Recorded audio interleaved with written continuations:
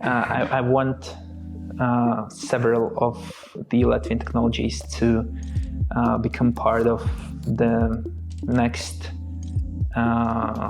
lunar mission. It's the initiative from European Space Agency. So they're creating the lunar gateway, the next the combination of many satellites to go into space and to provide the first steps into creating the moon economy. So building the necessary infrastructure for us to travel from moon and back, and we have already some opportunities for Latvian technology to be in those satellites or in those space stations, I want Latvian technologies to be recognized by the brightest minds of the world, the brightest physicists and other scientists, to recognize Latvian technology and to use what we have created here while exploring the fundamental truth about the world and the universe.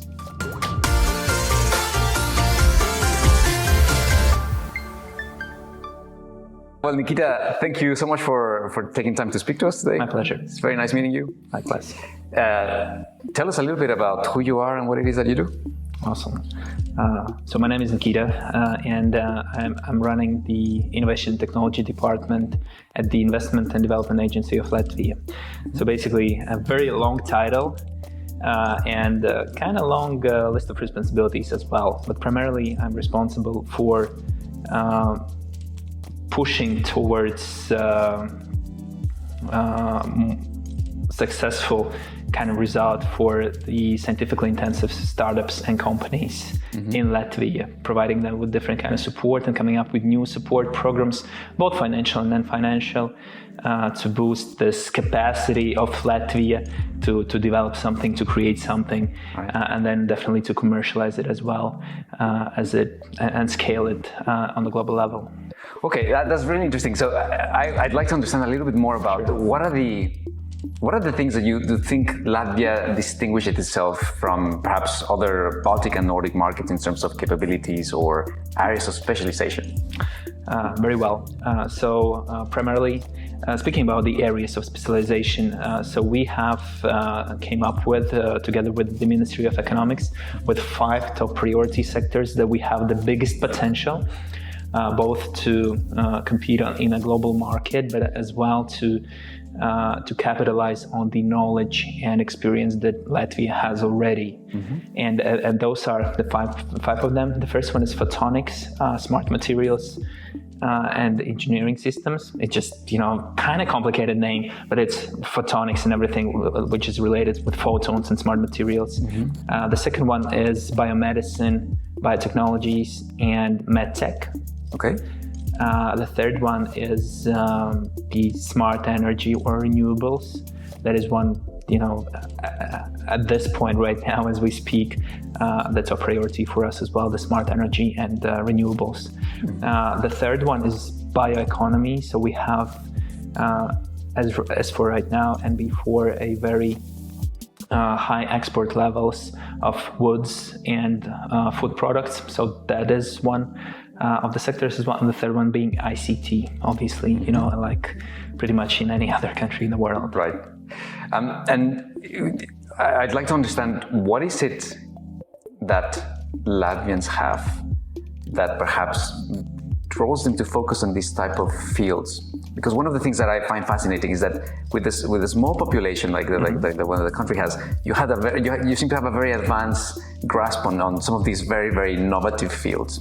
What is it about Latvians that draws them towards these sort of bleeding edge areas of development? I got it. I believe there are many points, but I'll highlight 2 of them. One of them being is the past.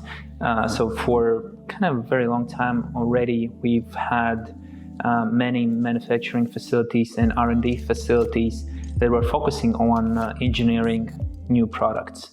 In terms of microelectronics, in frequency technologies, and medicine. So we had in the past those big factories as well in USSR as well, so that had the factories. So we had and we have the knowledge and experience from the past of how to create something, how to come up with ideas and actually make them a reality.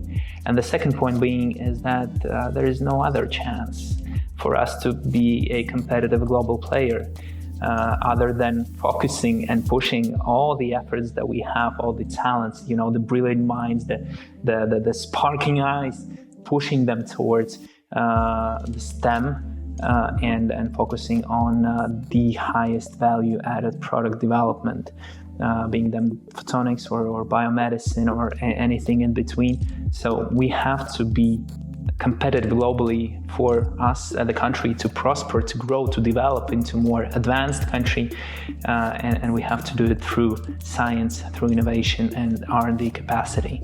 So yeah, the experience is there, the past is there, and the motivation is there. There is no other chance for us to become a big global player, at least for a small country like we are. Right.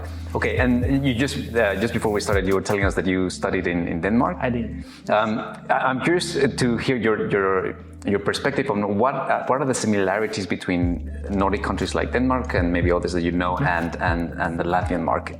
Oh, that's a great question. I went to Denmark when I was 19, so I didn't know pretty much anything about the business culture here in Latvia, but it came up for me as a positive surprise when I came back from Denmark, and I learned a lot, probably not all of it, but a lot on the business mindset of Danish entrepreneurs, and it was very similar to how, at least in my experience, Latvians do business. So it's very specific, it's very strict, no bullshit, if you can call it, and you work that there is much less small talk. You just come up to the deal, you go through it, and then you party afterwards, right. But there is, it's right to the point, the whole conversation, and very strict, and you have to go, everyone tries to become much more clear in understanding each other, and being honest and being, straight to the point. And then when it is done, or the meeting is finished, or the contract is signed, then you party, right. Then you enjoy it. In comparison to not Scandinavian, but more, other countries, let's say Eastern or South of Europe. It's much more about, party throughout the whole, right. Not the party, but, just less talking about the business, more talking about the world and life and all of that. Yeah. But what I found, and as I said already, a positive surprise, because I enjoy it. Let's do the thing, and then let's, in retrospect, have fun about it and enjoy the life. But let's do the thing first, right. And that is what I see the similarity. Denmark, and the Scandinavia, and for Baltics as well. That's a very interesting perspective. Now, we are seeing a lot of innovation coming out of your neighboring countries as well. So we have Estonia with a number of unicorns that are popping here and there. Lithuania is also focusing very strongly on fintech, and not to mention the Nordics. So is there anything that you'd like Latvia to be sort of recognized for amidst all the innovation that is happening around you, that if anyone thinks of any particular field that they go, I guess Latvia, that's where we need to go? Of course, but it's going to be my subjective opinion, even though I represent kind of investment development agency right now. I'll just stick to my own opinion. And I see one of the biggest potential for this kind of country brand within the photonics, smart materials, and space tech. Okay. This is where, in my experience, I see the most talented and brilliant minds packed in one group with the whole idea of creating something that creates huge value, right. Huge value for the society, and has a kind of big market potential as well. And want to mention maybe it is a Lightspace Technologies, the company that is developing the virtual reality and extended reality goggles, the headsets, the headsets for the surgeons to perform operations, remotely. So very high resolution, very high frequency bandwidth for the information and data transfer. And they recently, a few years ago, received the Innovation Council grant as well. So they're not only Latvian kind of success story, but they're on the European level as well. And I see many R&D institutions that we have in Latvia focusing on that vector as well. The fact is that it is very hard for these kind of companies, deep tech companies, to become unicorns.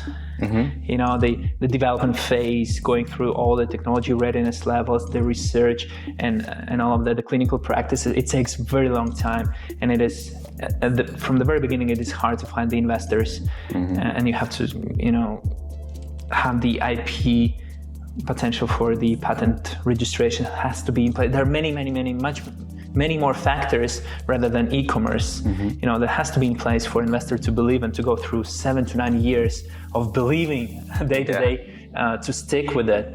But if I had to pick for Latvia a potential national brand to be recognized with, I'd say it's deep tech focusing on photonics. Right. Okay. And we specialize on the fintech sector, right? Mm-hmm. So if there's fintech companies that are thinking, okay, well, I would like to establish some presence in the mm-hmm. Baltics, why should they come to Latvia?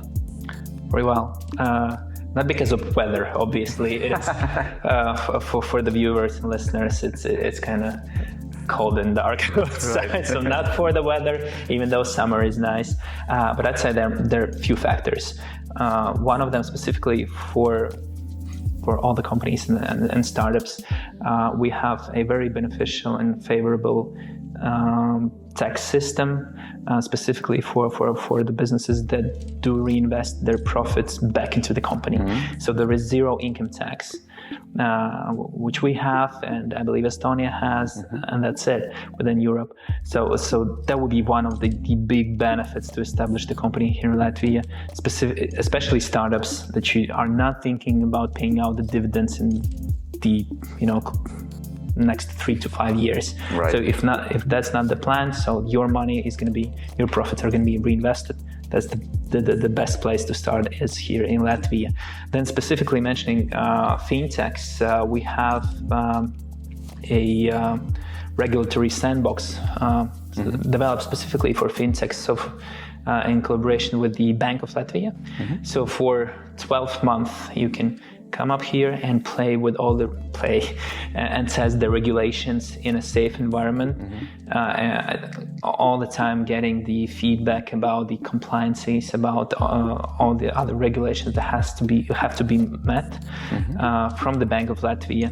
And when you finish, you are done testing, and if the Bank of Latvia approves all the whole process, then they just take you out of that sandbox and put you into the market. So you can test, you can try out already kind of in a practice base with a constant feedback loop from the Bank of Latvia in terms of compliance and regulation. Right. And in addition to that, the Bank of Latvia and the Financial and Capital Market Commission, they have developed this, they call it Innovation Hub for fintechs mm-hmm. as well.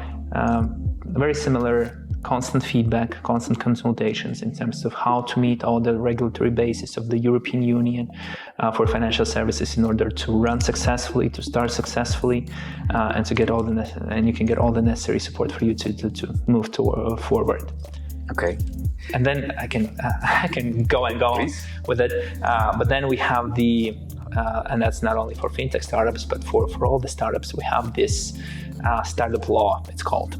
Uh-huh. So there are many points, but I'm going to focus on 2 of them that are primarily interesting for the startups, and those being the support for paying your employees. So for wages, one of the points is that you can get the tax discount, you can call it that, at least translating from Latvian, that is how it's called, the tax discount. And the mathematics depends on, what is the average wage for your employee, but basically you can cut the social tax. If you apply, if you get approved, you can cut the social tax that you have to pay to the country for each employee. And by doing that, you can increase their salary, putting the social tax out of the tax system into the employee's wage, which is great. And then the second one is we can co-finance up to 45% of the employee's wage for the highly qualified employees, primarily engineers, who are working on, the algorithm development or the product development. So up to 1 year, we can co-finance almost half of the salary. So that is nice. It is, yes, indeed. And there is a combination of many, many more financial support mechanisms for different kind of product development, for design development, for patents, etc. So we support financially many startups, many companies that we have here in Latvia, but you have to be incorporated in Latvia. We have more or less up to 50 startup visa applicants per year. So at least 50 companies through us come to Latvia to build their companies in here. All right. And then just one last question I have for you. You mentioned earlier that there's a very strong push to get people into STEM fields. Right. But we're still talking about a country with a limited number of people. So how do you secure that there is enough bright minds that can go into these companies and that can support their growth and their operations in Latvia? Oh, that's a tough challenge for us to deal with. And you're completely right. There is a limited number of people. And what we do, so we collaborate.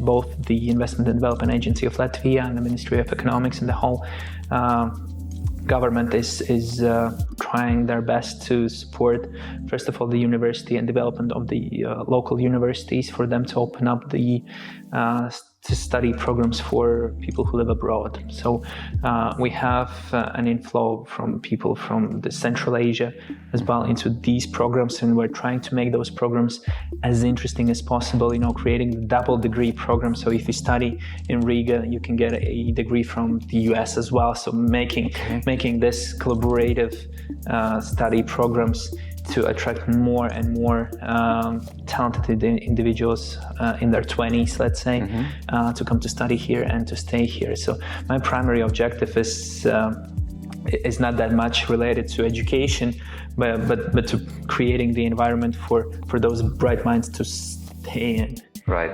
So they would have a great company to go to work for, or they would have all the necessary financial or information assets to start up their own business. Yeah. All right. And then just before we wrap up, tell us what's your vision for the next 3 years in terms of putting Latvia on the global map. What do you expect to see happen in 3 years' time? Very well. Oh, that's a great question. I want several of the Latvian technologies to become part of the next